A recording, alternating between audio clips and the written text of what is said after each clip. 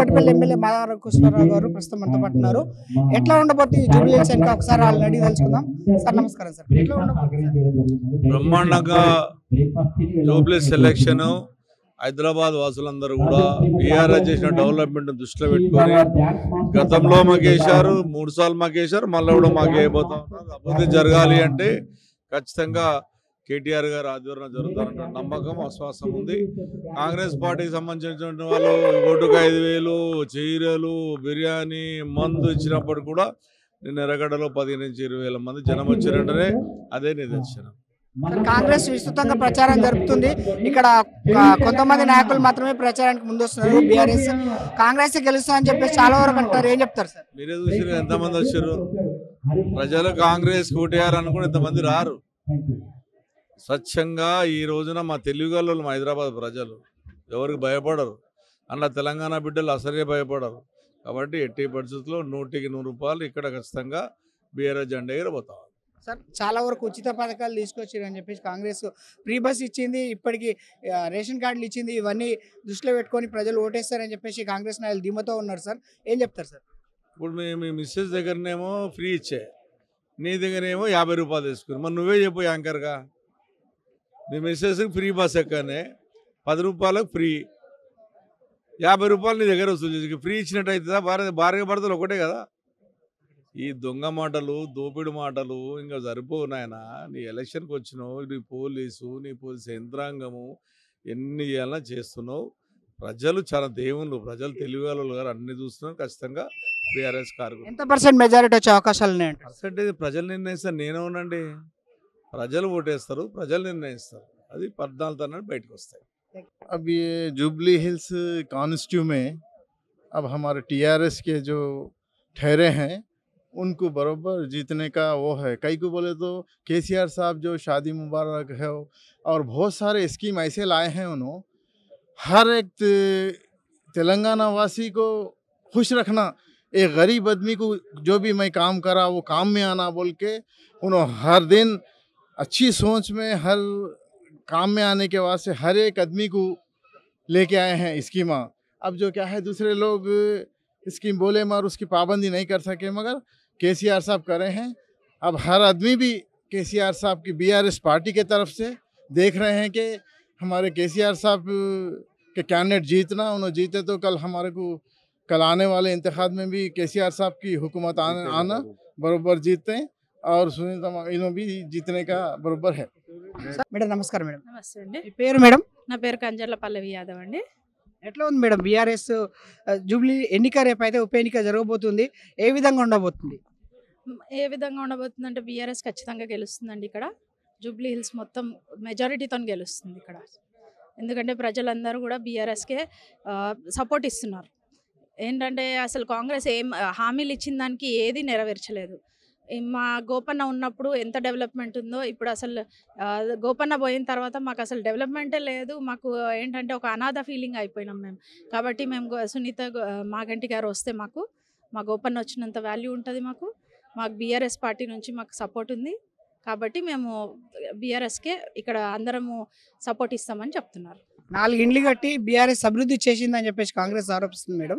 దీని గురించి ఏం చెప్తారు? 4 ఇండ్లు కాదండి, మేము చాలా కట్టించాము. మా ఎర్రగడ్డ డివిజన్లోనే మేము దాదాపుగా 515 డబుల్ బెడ్రూమ్స్ ఇచ్చామండి. కాంగ్రెస్ వచ్చింది 2 సంవత్సరాలు అయింది. ఎక్కడ కూడా ఒక్క బిల్డింగ్ అన్న కట్టినరా చూపించమని చెప్పండి. ఎక్కడా లేదు. వాళ్ళు ఇచ్చిన హామీలు ఏదీ నెరవేర్చలేదు. మనకు అదేంటి కళ్యాణ లక్ష్మి అని బీఆర్ఎస్ ఇచ్చింది. వాళ్ళు తులం బంగారం అన్నారు. ఎక్కడుందండి చూపించండి. ఇప్పటివరకు ఎక్కడా లేదు. వాళ్ళు ఇచ్చిన హామీలు ఏది నెరవేర్చలేదు. పెన్షన్ అన్నారు, పెన్షన్ మేము 2,000 ఇస్తుంటే వాళ్ళు 2,500 అన్నారు. ఇప్పటివరకు పెన్షన్ రాలేదని చాలామంది కంప్లైంట్ ఇస్తున్నారు. మరి ఎక్కడ చూపించండి, మీరే చూపించండి. పబ్లికే అడుగుతున్నారు మమ్మల్ని. మేము పోతే కాంగ్రెస్ ఏం చేస్తుందండి, మేము ఎందుకు వేయాలి, మీకే వేస్తామని చెప్తున్నారు. మాకు కాంగ్రెస్ ఇట్లా చాలా వరకు తీసుకొచ్చింది మేడం. రేషన్ కార్డు గిట్ల ఇచ్చింది. దానివల్ల చాలా మందికి ఉపయోగపడుతున్నాయి. హాస్టల్స్ ఏదైనా స్కాలర్షిప్ ఇలాంటి వాటి కోసం రేషన్ కార్డు చాలా ఉపయోగపడుతున్నాయి అంటున్నారు. గత ప్రభుత్వం ఇట్లా కొంతవరకు లాస్ట్ వరకు ఇస్తా అని చెప్పేసి డబుల్ బెడ్రూమ్లు ఇవ్వకపోవడము ఇదంతా నెగిటివ్ అని చెప్పుకోవచ్చా? లేదండి. డబుల్ బెడ్‌రూమ్ మనకు చాలా మందికి ఇచ్చాము ఇక్కడ. జూబ్లీ హిల్స్‌లో మొత్తం అందరికి ఇచ్చాము. రేషన్ కార్డులు కూడా అందరికీ పంచామండి. ఇప్పుడొచ్చి ఏదో కొత్తగొచ్చి మేము రేషన్ కార్డులు ఇస్తామని చెప్పి ఇప్పటివరకు ఎవరికొచ్చింది చూయించండి రేషన్ కార్డ్స్. మీరు చూయించండి ఎవరి దగ్గర ఉన్నాయి రేషన్ కార్డ్స్. ఓన్లీ వాళ్ళేంటంటే స్లిప్స్ ఇచ్చి పంపించారు మేము ఇస్తామని చెప్పి. ఇప్పటివరకు ఎవ్వరికీ రాలేదండి రేషన్ కార్డ్స్. మీరే అడగండి పబ్లిక్‌ని ఎవరి దగ్గరకు ఉన్నది రేషన్ కార్డు? అసలు రేషన్ కార్డ్స్ అనేటిదే రాలేదు. ఓన్లీ స్లిప్స్ ఇచ్చి పంపించారు. Okay madam. ఇప్పుడు బీఆర్ఎస్ గెలిస్తే జూబ్లీ హిల్స్‌ని ఎట్లా డెవలప్‌మెంట్ చేయబోతున్నారు? అంటే గతంలో బీఆర్ఎస్సే ఉంది. ఇంకా చాలా వరకు మురికివాడలు అట్లే ఉన్నాయని చెప్పేసి చాలామంది కంప్లెయింట్ చేస్తున్నారు. వీధి వీధిని వెళ్తున్నా ఇంకేం డెవలప్ కాలే అని చెప్పేసి అంటున్నారు. ఒకవేళ బీఆర్ఎస్ గెలిస్తే ఏ విధంగా ఉండబోతుంది నెక్స్ట్? మేము డెవలప్‌మెంట్ చేయలేదంటే ఉదాహరణకు మా ఎర్రగడ్డనే చూడండి. ఒకప్పుడు 10 సంవత్సరాల కిందట మా ఎర్రగడ్డలో అసలు ఎక్కడ చూడు డ్రైనేజ్ వాటర్ పోయేది. అసలు మాకు వాటర్ సిస్టమ్ లేదు, డ్రైనేజ్ సిస్టమ్ లేదు, రోడ్స్ లేకుండే. ఇప్పుడు మీరు ఏ మురికివాడలో కూడా పోయి చూడండి అసలు డ్రైనేజ్ అనేటిదే సమస్య లేదు. మంచినీళ్ళు అందరికి అందుతున్నాయి.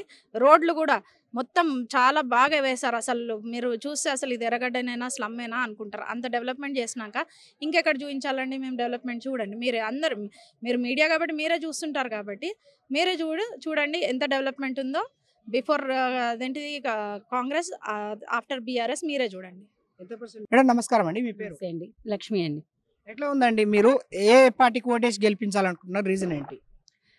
మేమెప్పుడూ బీజేపీకే వేస్తాము. కంపల్సరీ బీజేపీ అంటే మాకు చాలా అభిమానం ఉంటది.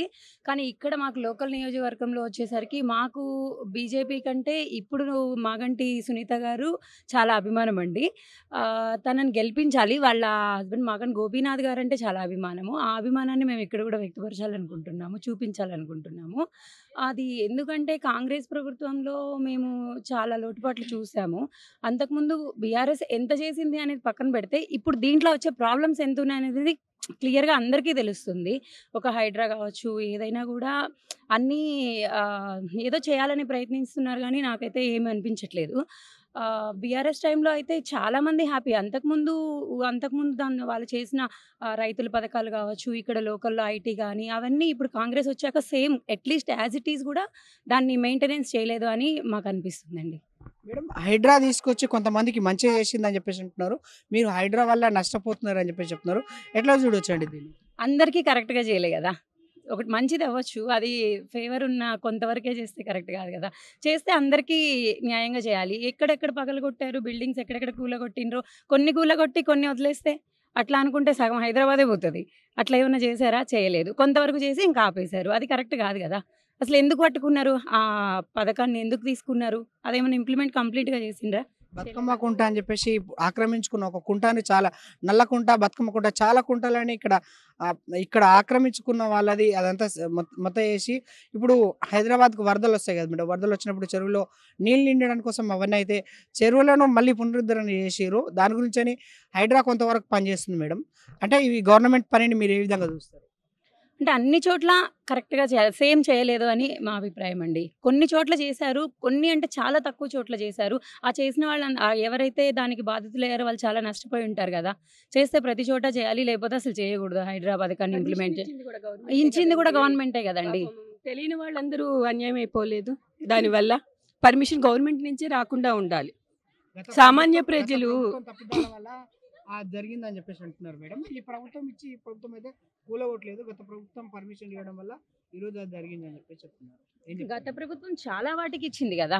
ఏవైతే కూలగొట్టారో వాటికే ఇవ్వలేదు కదా! ఇంకా చాలా చోట్ల ఇచ్చింది. అది మేడం అది కాదంటారా? అది ఎప్పటి నుంచి ఉంది? గత ప్రభుత్వంలో ఉందా? ఎప్పటి నుంచి ఉంది కదా! మరి అంతకుముందు చెరువును కబ్జా చేసిరని అది కూలగొట్టింది. అవును, అట్లాంటివి చాలా ఉన్నాయి కదా అని. చాలా ఉన్నాయి కదా అట్లాంటివి. ఒక్క ఇన్కన్వెన్షన్ కాదు.